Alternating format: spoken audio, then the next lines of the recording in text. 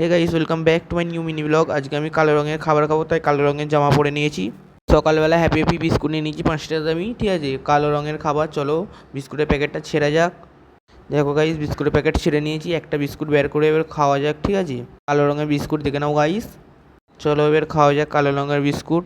চলো, সকালের খাবার হয়ে গেছে, কালো রঙের খাবার, ঠিক আছে।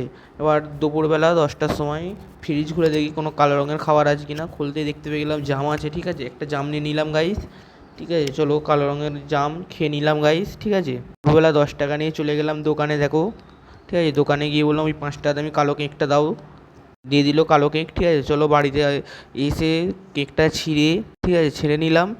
নিয়ে এবার খাওয়া যাক কালো কেক, ঠিক আছে। 5 টাকা নিল, চলো কালো কেকটা এবার খাওয়া যাক, ঠিক আছে গাইজ। চলো কালো কেক খাওয়া যাচ্ছে, এটা হলো 3 নম্বর খাবার, কালো দুপুরের খাবার। চলো দেখো কালো পুরো, চলো খেয়ে নিলাম কালো খাবার। দুপুরের খাবার কমপ্লিট। বিকালবেলা 2 টাকা দামি চকলেট কিনে নিয়েছি কালো রঙের, ঠিক আছে। দেখো গাইজ, লাভ চকলেট লাভ, ঠিক আছে। চলো খেয়ে নিলাম এক গালে। বিকালের খাবার কমপ্লিট। সন্ধ্যাবেলা রাত 10টা বাজে তখন, ঠিক আছে। এখানে দোকান খোলা আছে, ঠিক আছে। দোকান থেকে নিয়ে নিলাম 10 টাকা দিয়ে একটা চকলেট। দেখো গাইস, কালো রঙের চকলেট, ঠিক আছে। এই চকলেটটা খাওয়া যাক। চকলেটটা কিন্তু দেখি খেয়ে কেমন লাগে, ঠিক আছে। চলো গাইস, চকলেটটা খেতে কিন্তু দারুণ ছিল। বাই।